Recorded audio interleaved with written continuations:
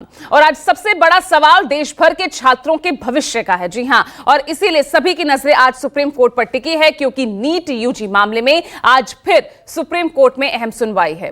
तो ऐसे में क्या नीट यूजी 2024 की परीक्षा रद्द होगी या फिर से नीट यूजी एग्जाम होगा? आज इसी को लेकर सुप्रीम कोर्ट फैसला सुना सकता है। वहीं इस बीच सुप्रीम कोर्ट में केंद्र सरकार और एनटीए की तरफ से हलफनामा दायर करने के बाद अब सील कवर में सीबीआई ने भी अपना एफिडेविट सबमिट कर दिया है।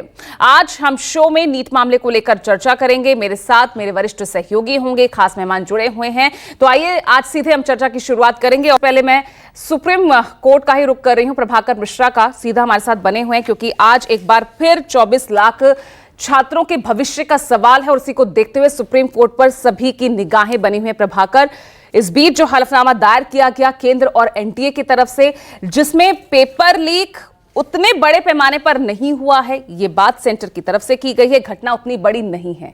24 लाख बच्चों के भविष्य की दुहाई तो दी गई, लेकिन घटना या उसका पैमाना उतना ये बड़ा नहीं है, यह भी कहा गया। और अभी तो यह भी जानना बाकी है कि सीबीआई ने अपनी स्टेटस रिपोर्ट में क्या दाखिल किया है। बहुत अहम दिन आज, प्रभाकर। निश्चित तौर पर जैसा आपने कहा, सबकी निगाहें सुप्रीम कोर्ट की तरफ होंगी। वो करीब 24 लाख बच्चे, उनके परिवार, उनसे जुड़े लोग और साथ ही साथ सरकार की भी निगाह सुप्रीम कोर्ट की तरफ, क्योंकि सुप्रीम कोर्ट की सुनवाई से तय होगा, सुप्रीम कोर्ट ये तय करेगा कि एनटीए नीट की परीक्षा दोबारा होगी या नहीं होगी। सुप्रीम कोर्ट ने पिछली सुनवाई में एनटीए से कुछ स्पेसिफिक सवाल पूछे थे, सरकार से भी सवाल पूछा था, और उस सवाल का जवाब जो हलफनामे में आया है, सवाल यह था कि एनटीए बताए कि क्या लीक हुआ था पेपर, अगर लीक हुआ था तो उस किस पैमाने पर हुआ था, क्या सोशल मीडिया के जरिए लीक हुआ था।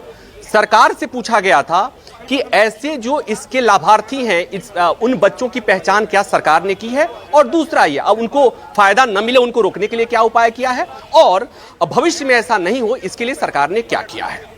विस्तृत हलफनामा दायर हुआ है और एनटीए और सरकार की तरफ से, दोनों की तरफ से बात की गई है कि गड़बड़ी तो हुई है, लेकिन यह गड़बड़ी उतनी बड़ी नहीं है, उतने व्यापक पैमाने की गड़बड़ी नहीं है कि जिसके लिए इस पेपर को रद्द किया जाए। सुप्रीम कोर्ट में एक बात आई थी कि सोशल मीडिया साइट टेलीग्राम पर पेपर को लीक किया गया था, और चूंकि सुप्रीम कोर्ट ने कहा था, सीबीआई ने कहा था कि अगर सोशल मीडिया के जरिए पेपर लीक हुआ है तब निश्चित तौर पर इस पर विचार करना होगा कि पेपर को रद्द किया जाए। इस मामले पर एनटीए की तरफ से कहा गया है कि टेलीग्राम पर जो वीडियो था, जो पेपर लीक के बारे में जिसको दावा किया जा रहा था, दरअसल वो वीडियो डॉक्टर्ड है, वो सही नहीं है, उचित नहीं है, फेक है। इस तरह से करके ये बताने की कोशिश की गई है कि कोई सोशल मीडिया के जरिए पेपर लीक नहीं हुआ है।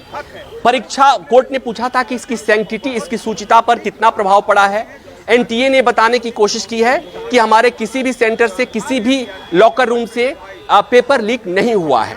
तो कुल मिलाकर ये कि सुप्रीम कोर्ट ने जो स्पेसिफिक सवाल पूछा था, उस सवाल के जवाब जो थे उससे तय होना है कि अब दोबारा परीक्षा कराने का आदेश दिया जा सकता है नहीं, और उस पर जो जवाब आया है उसी तरह से स्पेसिफिक जवाब आया है कि माय लॉर्ड, आपने पूछा था कि व्यापक पैमाने पर पेपर लीक हुआ था क्या, तो उन्होंने कह दिया जी माय लॉर्ड नहीं, स्थानीय स्तर पर छुटपुट चीजें हुई हैं। दूसरी बात कि इस आधार पर पेपर लीक, इस आधार पर दोबारा परीक्षा का आदेश नहीं दिया जा सकता। परीक्षा की सैंक्टिटी को लेकर जहां तक सवाल है, तो एनटीए ने बताया कि हम अपने स्तर से इस तरह की कोई चीजें नहीं हुई हैं। केंद्र सरकार ने एक बात और महत्वपूर्ण कही है कि इस चीज को लेकर इतनी गंभीर है कि भविष्य में इस तरह की घटना नहीं हो, इसके लिए एक 7 सदस्यीय पैनल का गठन हो गया है, जिसमें के राघवन जो इसरो के पूर्व अध्यक्ष हैं, उनकी अगुवाई में जो पैनल है उसमें एम्स के पूर्व डायरेक्टर डॉक्टर रणदीप गुलेरिया भी शामिल हैं। तो कुल मिलाकर ये कि सरकार पहले ये जो कुछ किंतु परंतु के साथ मान रही थी, एनटीए जो कुछ किंतु परंतु के साथ मान रहे थे कि पेपर लीक हुआ है, जब सुप्रीम कोर्ट ने स्पेसिफिक सवाल पूछा, और इसलिए पूछा कि कोर्ट ने कहा कि हमें उसी के आधार पर जब आप फैसला देना होगा, तो सरकार और एनटीए की तरफ से बहुत सावधानी से जवाब लिखा गया है, बहुत सावधानी से हलफनामा दायर किया गया है, और उसमें साफ तौर पे कह दिया गया है कि कुछ गड़बड़ी जो हुई है, छुटपुट गड़बड़ी हुई है, वो इतनी बड़ी गड़बड़ी नहीं है कि इसके आधार पर 24 लाख बच्चों को दोबारा परीक्षा देने के लिए फोर्स किया जाए। तो ये एक तरह से मंशा है एनटीए का और केंद्र सरकार का कि वो दोबारा परीक्षा किसी कीमत पर नहीं होनी चाहिए। हालांकि ये शुरू से स्टैंड है एनटीए का, शुरू से सरकार का ये स्टैंड है कि वो इसके पक्ष में नहीं है। लेकिन बड़ी बात ये है कि जो सुप्रीम कोर्ट में याचिका दायर करने वाले जो स्टूडेंट्स आए हैं, उनके जो ग्रीवांसेज हैं, केवल बात यहां खत्म नहीं हो जाती कि एनटीए ने ये कह दिया और सरकार ने ये कह दिया। दरअसल इनके तरफ से इस हलफनामे में जो बातें कही गई हैं उनको कॉन्ट्राडिक्ट किया जाएगा। ये याचिकाकर्ता के वकीलों की तरफ से आज भी सीनियर एडवोकेट हुड्डा, नदुमपरा, संजय हेगड़े जैसे वकील वहां पर इस हलफनामे के एक एक चीजों को कॉन्ट्राडिक्ट करेंगे, बताने की कोशिश करेंगे कि किस लेवल पर ये पेपर लीक हुआ था। और दूसरी महत्वपूर्ण बात ये कि सीबीआई से भी जांच की स्टेटस रिपोर्ट कोर्ट ने मांगा था। हालांकि सीबीआई ने अभी स्टेटस रिपोर्ट दायर किया है, सील्ड बंद लिफाफे में है, इसलिए उसमें क्या है ये सुनवाई के दौरान पता चलेगा। तो ये बड़ा महत्वपूर्ण होगा सीबीआई ने अपनी रिपोर्ट में क्या कहा है। सीबीआई की रिपोर्ट भी बहुत मायने रखती है। तो कुल मिलाकर ये कि सरकार जो शुरू में मान रही थी कि पेपर लीक हुआ है, गड़बड़ी हुई है, आज बहुत सावधान है कि उस लेवल का नहीं हुआ है माय लॉर्ड।